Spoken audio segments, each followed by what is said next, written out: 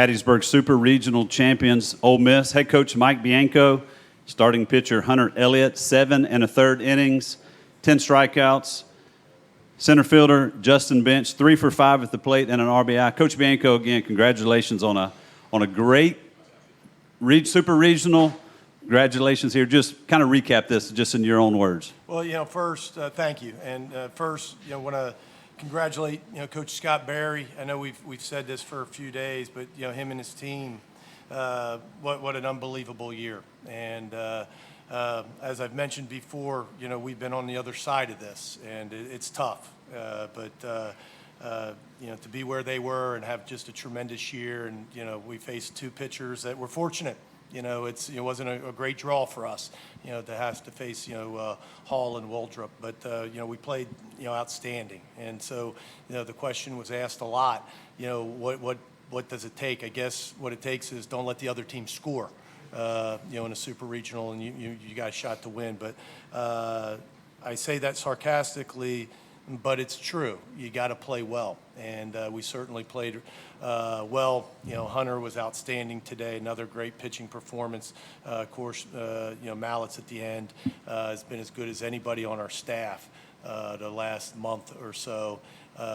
Justin, terrific game, and certainly wasn't a day of offense, but I thought like last night, I thought we made Hall really work.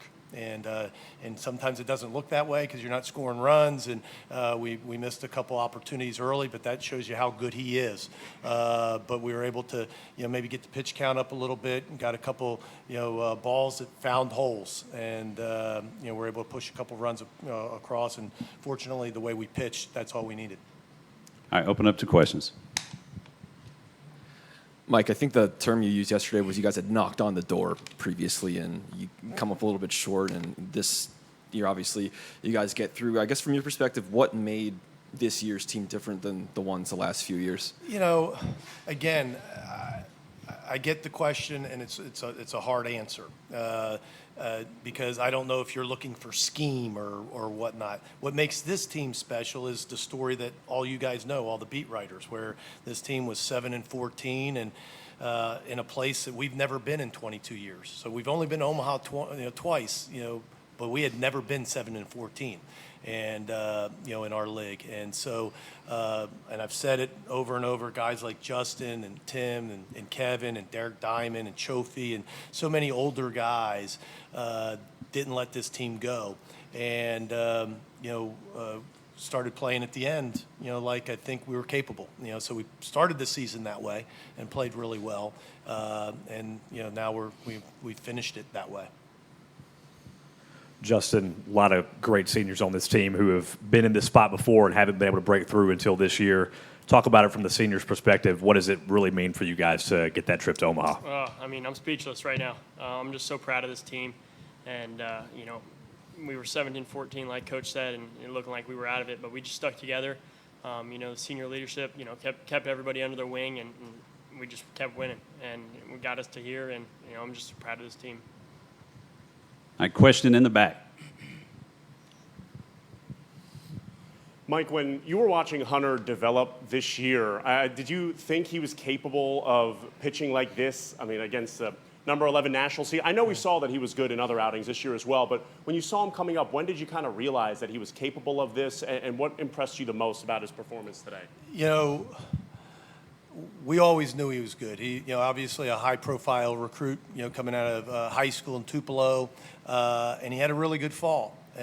But he was like a lot of guys, like DeLucia, like Diamond, a lot of those guys that pitched well in the fall. We weren't sure what his role was going to be, and unfortunately, he didn't get the opportunity to start very much. We put him in the bullpen, but once we moved him, into the rotation, he's been terrific. And when you watch him, he's one of those guys where he's not going to light up the radar gun. There's not 95s. There's not an 85-mile-an-hour slider.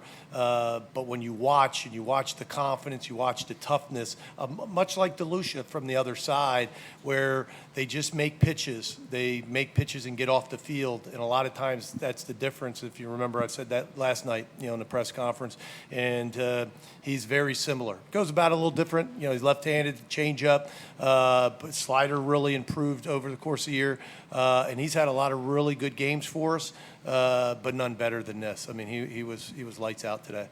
And you had mentioned at y'all's media day at the very beginning of the year that it was like, it's no secret you hadn't been to Omaha since 2014. You had a little bit of bad luck along the way, but now y'all finally punched that ticket and getting there. I mean, does it feel like a weight is kind of lifted off y'all's shoulders at all a little bit? And I mean, what are kind of the other emotions that come with that? Not today. I mean, today we came here to win, and, we knew what was at stake. It's not a secret. You guys ask the question a lot, so it's hard to not know that, those stats. But I'm really, and I mean this sincerely, it's not about me.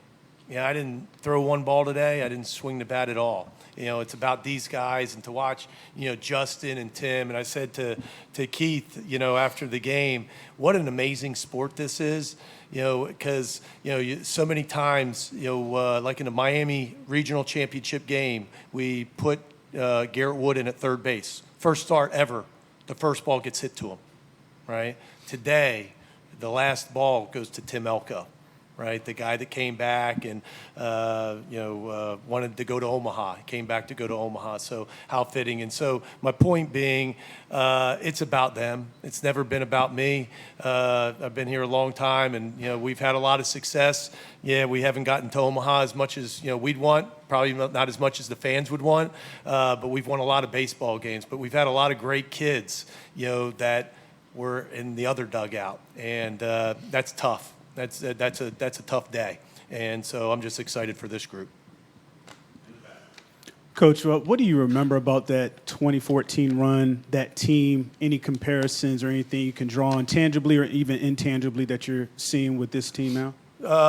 Great leadership. One of those when I look back and, look at the guys that, Will Allen and Austin Anderson were captains on that team, but the leadership was much broader than that. Guys like Preston Overby and others that helped, maybe weren't the stars, but were rocks of the team, and you need that. You need that when you get to Omaha. Everybody will talk what a great year. Maybe not so much this team, right? Because we've talked about it so much. But that 14 team had some bumps in the road. We had some times where we lost some tough games, some tough weekends, and they were able to continue to get back off the mat.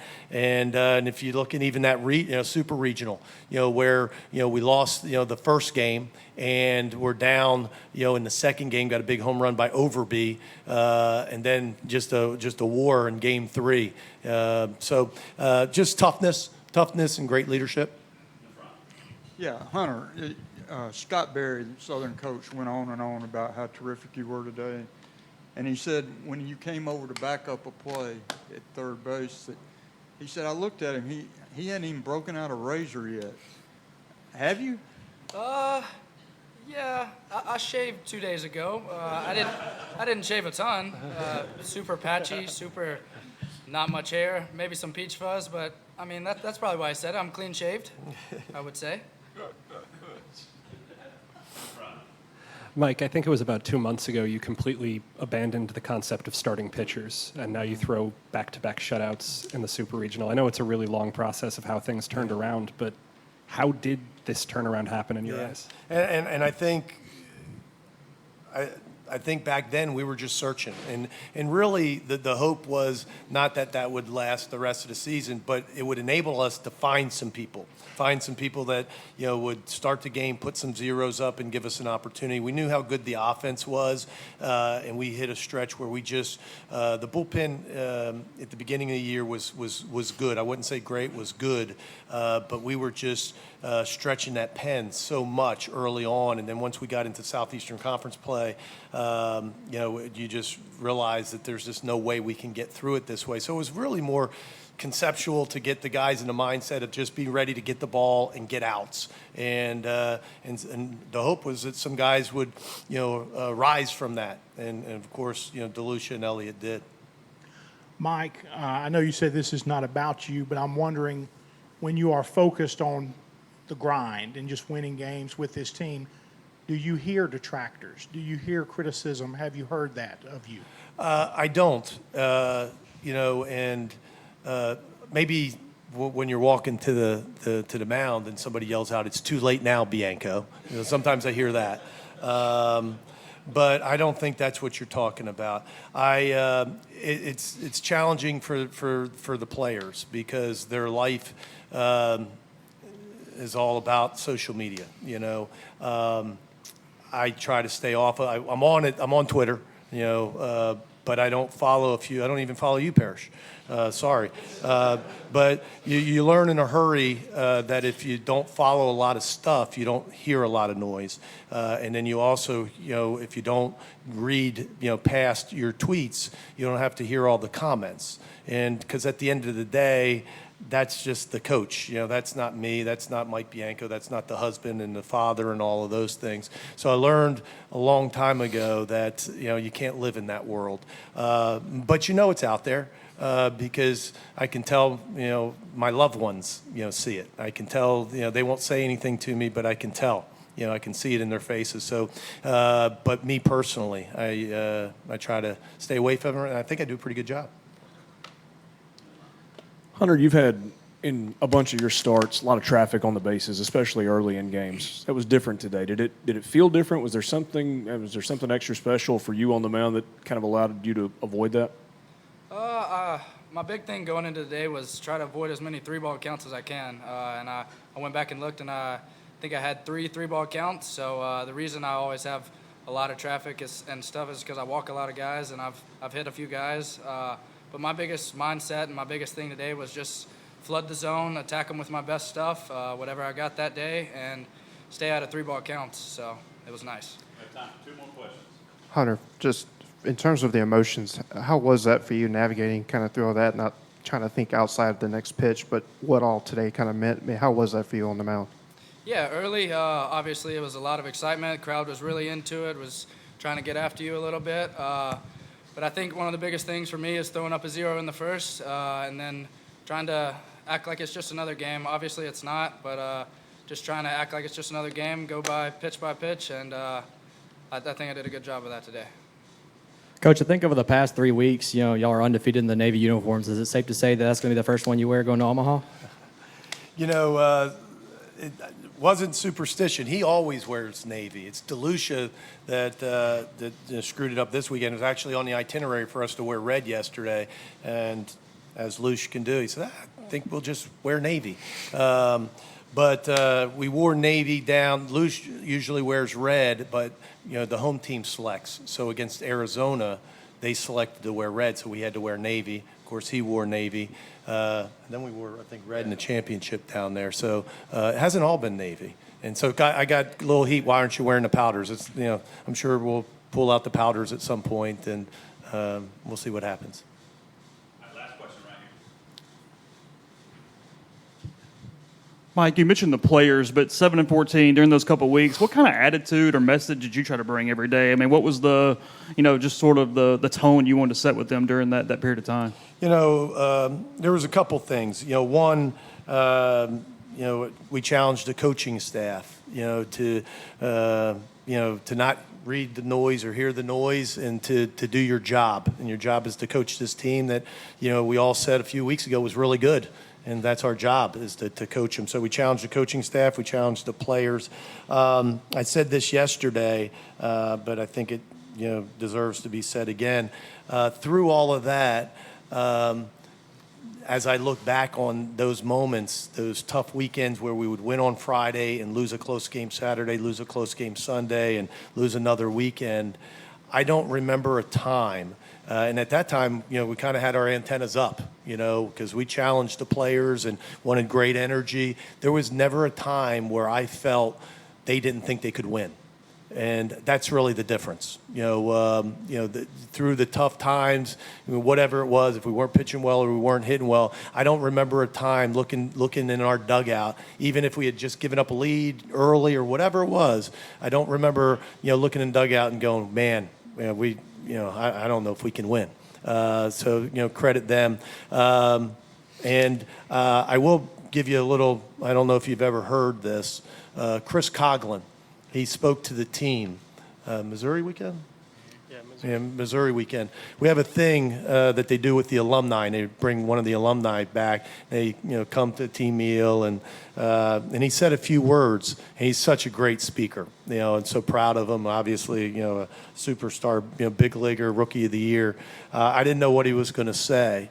And he challenged the guys. He challenged the guys to not listen to the noise. He challenged the guys to don't you dare change your goals because somebody else, told you that you're not good enough. Don't you dare all of a sudden just hope to get to the SEC tournament or just hope to make it to postseason. He challenged the guys. He goes, not even just to get to Omaha. He said, your job is to win a national championship. That was your goal a month ago. Why would you let somebody on, on the internet talk you out of your goals? Somebody that you wouldn't listen to as advice to hit or pitch, but you're going to let them talk you out of that. I thought that was pretty special, and it was about the time we swept Missouri, swept LSU, and finished pretty strong. But it was a challenge from a former player, and he didn't mean it in a bad way. He loved the kids, and he told them he knew how hard and what they were going through, but to not change their goals and settle for being mediocre. He says, as long as you're still playing, as long as there's games and you can reach there, I don't know why you would want to. And he's stayed in touch through this whole thing, sending me texts, during the regional and during the super regional, and my phone's buzzing now, and I'm sure one of them's from Chris Coughlin. So it was a pretty neat moment for us.